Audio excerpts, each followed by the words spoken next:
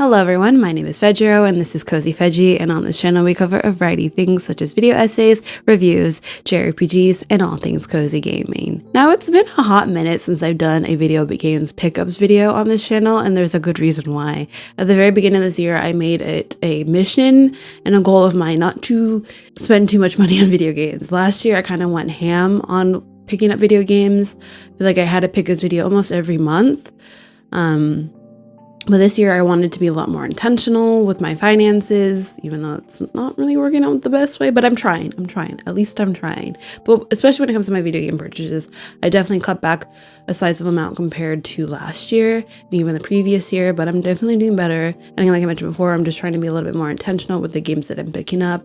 Also picking out which consoles I want to build collections for and what games I feel like I'm missing in my collection, because as of right now, I really want my video game collection to be a little bit more curated rather than buying this game just because I can. Doesn't mean I need to, or because like, oh, this is a rare game that I might not get. Doesn't mean I need to buy it. Will I play it is the end of the thing, at the end of the goal, or what I really am trying to strive at too. So I'm trying to be a bit more mindful on the games that I'm picking. So there's a few games that I picked up in the span of 5 to 6 months. The last pickups video I did was in December of last year, and that was accumulation of the last 3 months. This is accumulation of the last 4 to 5 months of this year. So I have a wide variety of games for different consoles. I also have some gaming accessories and a console here as well. A lot of these I may have posted on my Discord that you should definitely join, as well as my Twitter that you should definitely follow at Cozy Feji.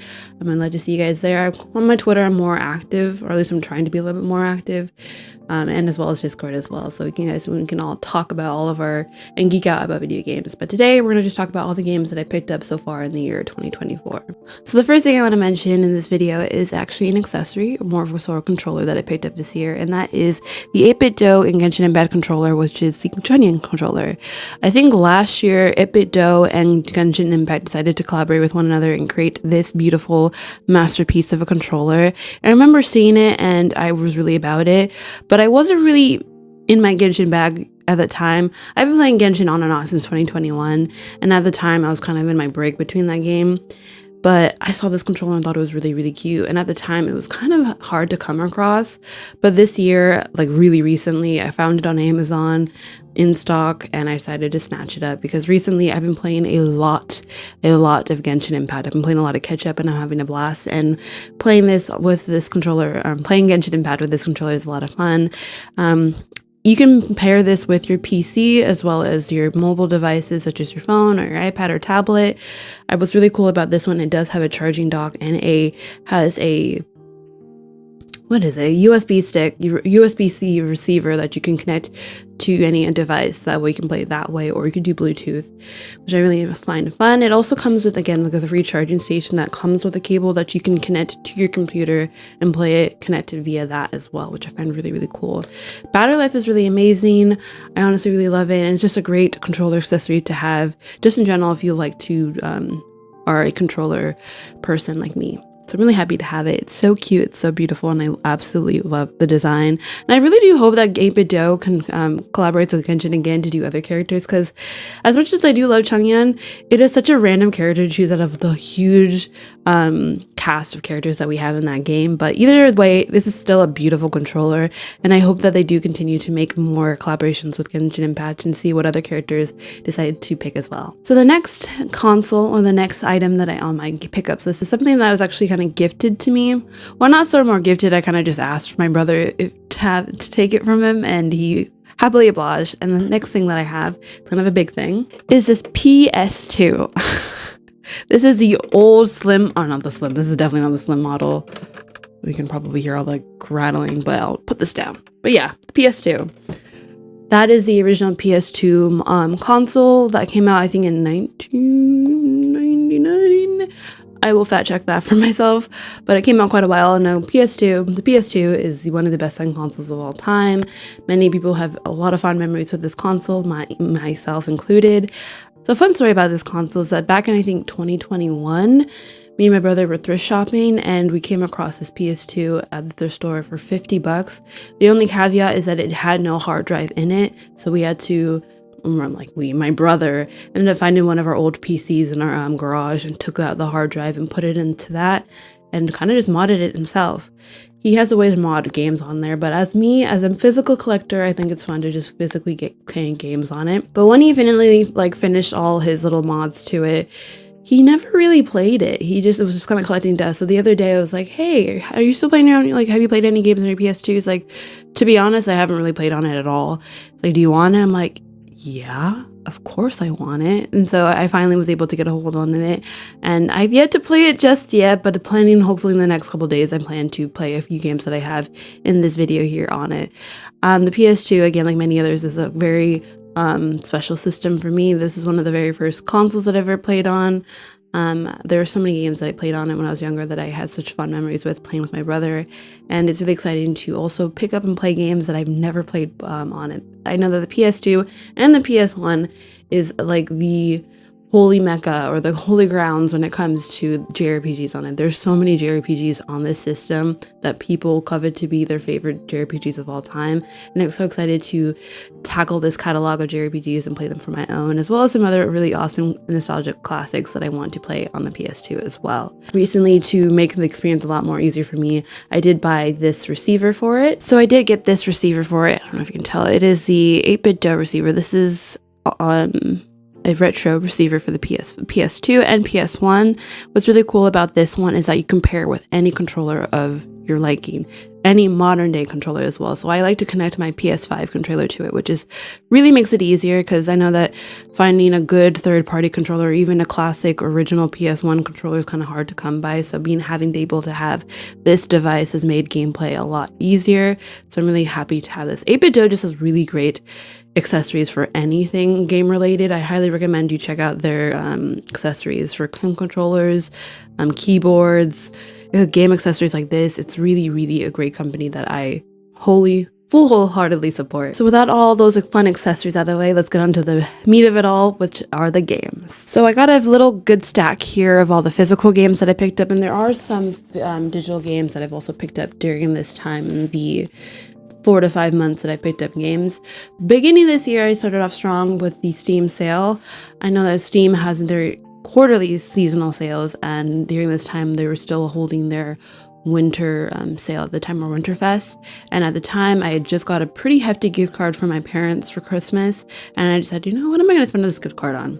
Of course, games. So I went directly to the Steam sale, and one particular game or franchise or series of games that I had to cop was the Yakuza collection. During Steam Fest, the entire Yakuza mainline collection, I believe Yakuza 0, Kiwami 2, and I think up to Like a Dragon. No, I don't think Like a Dragon. I think it's Yakuza 6. Were all available in a collection for $50, or more specifically like $49 and like a couple cents. That's an insane deal. That's a total of what, 6, 7, maybe 8, I can't even count, games for $50. Say less. So I copped that copy real quick with the intentions of hopefully to stream that game on this channel, but then streaming was very short-lived, and the whole process streaming that game was such pain in the ass, particularly the Yakuza games. I don't know why they make it so difficult to stream. But yeah, I still will play those on my own time and share my thoughts with those games with you guys on a later date, but I'm really happy that I copped those collection on Steam and playing them on the Steam Deck. I know that some of them are not Steam Deck verified, but I have my workarounds for that. But I'm excited to get into this collection because I know that Yakuza is a really beloved franchise for many JRPG fanatics. Many people love the story and I love the characters. And from the little bits that I played from that game, the story seems really intriguing enough. And I'm excited to get into the world of it. I know with the most recent release, Like a Dragon Infinite Wealth, a lot of people are really absolutely keeping their eyes on that franchise. I'm really excited to have that game as well. And so like I'm going back to my whole story about streaming that game, I tried buying the PS4 copy as well. So I ended up double dipping about the digital PSN version with the hopes of streaming it. But again, I ended up I'm not really streaming on the channel as of right now. I really want to. I'm trying to figure out ways to go about it because like my schedule just didn't work out.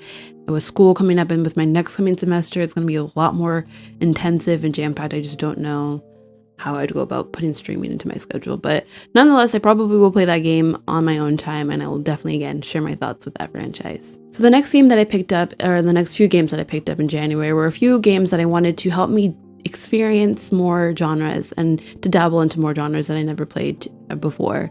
So one of the first games being also another digital copy, and that is Cult of the Lamb. I've been keeping my eye on that game for the longest time. I think that the art style looks really cool. The combat looked amazing. And of course, the whole farming life sim aspect of growing a cult seemed really interesting and fascinating. So I definitely picked up that game as well during the Steam Winterfest sale, and I'm so glad that I did. It's a really quick game to get, like, at least for endgame. I know you can definitely, they've added a lot more patches and DLC to that game, and there's a lot of stuff that you can play after you finish the main story. But what I played for it was a lot of fun and really quirky, and I think was a really good introduction to the roguelite genre. I had so much fun with it, so much so that I ended up picking up my next game, and that is Hades. Now, I know a lot of people love this game. I've had a lot of my friends who have nothing but great things to say about this game. There's also another game that's been on my wish list for a while, but I've been pretty apprehensive to get it because, again, I've never played a roguelite game before, and I know that this one can be a little bit more punishing than most, but I've heard that the story is really, really good in this, and again, the combat is a lot of fun. I'm excited to dabble into it. I know with Hades 2's technical test or early access has been out on Steam, a lot of people have been saying really good things, so I think it'd be great to start off with the first game and get into it. I got the Switch version because I love handheld gaming, and I know that there's Steam versions available, but again, I like to have a physical copy of the game. So I'm really happy to finally have this in my collection. And then another game to help with, again, diversify my gaming experience, I picked up Code Vein on PS4. Now this is, again, like many of the games on this list, is a game that's been on my wish list for a while.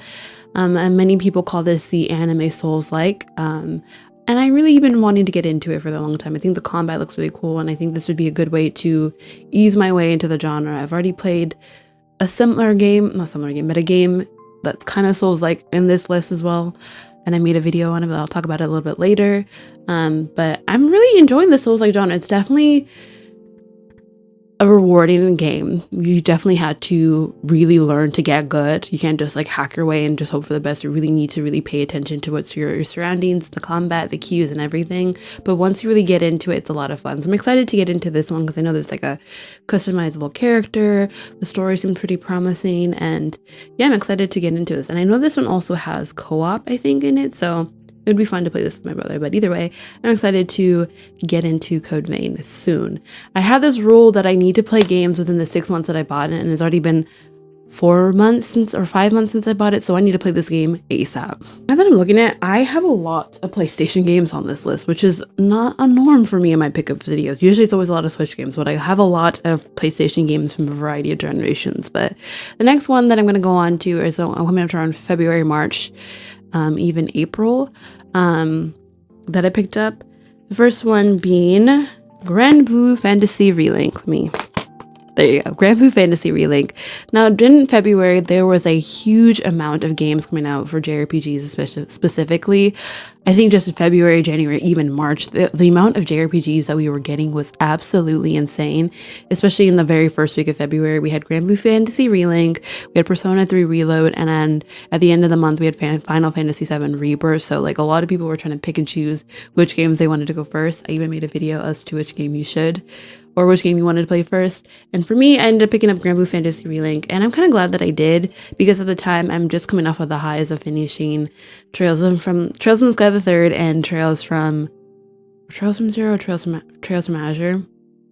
Not Trails from Azure, Trails from Zero.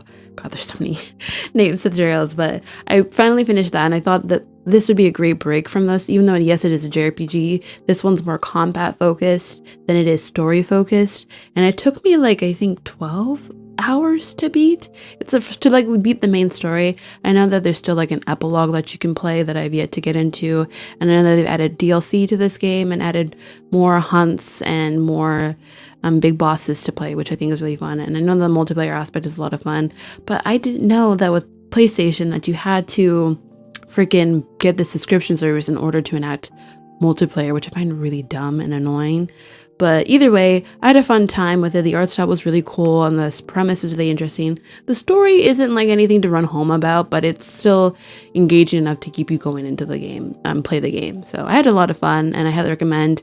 I would definitely get this when it's on sale rather than on release. That's just my take. Now, the next game that I picked up was Persona 3 Reload. Now, I'm a huge fan of the Persona franchise. Granted, I've only really played Persona 5 Royal and Test Strikers, but I do have Persona 4 Golden on my Vita, and I do have this game, and I also even have Portable, which is I bought also recently on my Steam Deck. But this is an interesting story about this copy. This particular copy that I'm holding is that I knew I was going to get the PS5 version at some point. For the longest time, I was debating on whether I want to get the Steam Deck version or the PS5 version, just because I am a handheld girly. I think I get burned through, especially JRPGs, better and faster on a handheld device. And I was kind of debating on getting the Steam Deck version, but I really wanted to wait for it to go on sale. But I knew that the Persona 5 version would. And I think within like a couple weeks after the release, it already dropped like $5. And then by the time I picked it up, it dropped $10. But I kid you not, within the next week, it dropped to like $40, $39.99 on Amazon. So it's just like, this is why it's so important. If you, especially with games that you know you're not going to play right away, wait for the sale, because that's what ended up happening with this case. So I kind of like am upset that I spent a little bit more than I could have, but either way, I'm excited to finally have the physical copy of this nonetheless. And I know that this is a really interesting take with Persona 3. It's Reload is not like the definitive way to play this game, but it's a very interesting remake, remaster of the original game, and I'm excited to play into it. And I know that the answer is coming to DLC for this game later this year. Either way, I will probably will get through this game in the summer, especially now that I'm on summer vacation. I think that Persona games are definitely a good time investment to play during long vacation times like a summer break. So I'm excited to finally get into this game this year. And the most recent and the last PS5 game on my list is actually the most recent game that I completed, and that is Stellar Blade. Now, when this game dropped, I know that there's a lot of controversy behind the character design and all that jazz. I won't go much into detail about it. I did make a first impressions video of the demo on my channel that you should definitely check out. It's kind of popped off on the channel, but I've finished this game, and it was a really fun game. I think the combat was super addicting. I think it's a really great introductory to the Souls-like hack and slash genre. I played it on story mode because I wanted to ease my way into this genre because I've never played something as challenging as this game.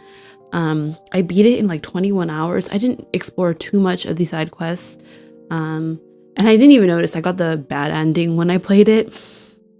I didn't know that until after the fact, but either way, I still enjoyed my ending that I got regardless. All I can say is that the ending definitely does leave room for a sequel.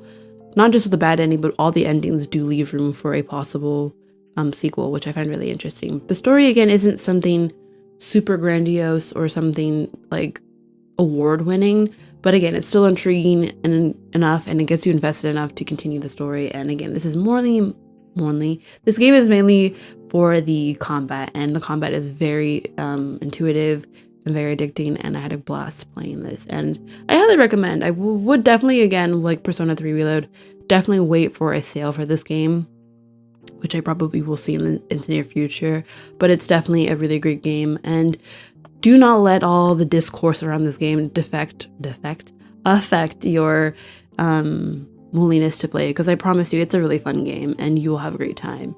So definitely glad to have this in my collection and to grow my PS5 collection. Now, the last few games are actually some games that I wanted to get to help build my PS2 collection. Like I mentioned before, the PS2 has an amazing catalog of games that I've yet played when I was younger and some that I've not played before. So I'm excited to experience that. The first one being one game that I've been really wanting to get into since I absolutely love their franchise on the Switch, and that is Xenosaga. I got the first installment of the trilogy, and I'm really excited to finally dabble into it and play it for the first time. I have Xenogears on my PSP, like modded on my PSP. I've played through almost all of the Xenoblade games. I still have yet to like play Xenoblade Chronicles 2 on my own. I know the story and I watched a Let's Play of it, so I know all the ins and outs of that game, but I haven't played it myself. But Xenosaga is like the birthplace of one of the birthplaces. I know Xenogears is the birthplace of the franchise, but Xenosaga is definitely a franchise that has been beloved. I know that it starts off pretty rocky, but it ends very well with the 3.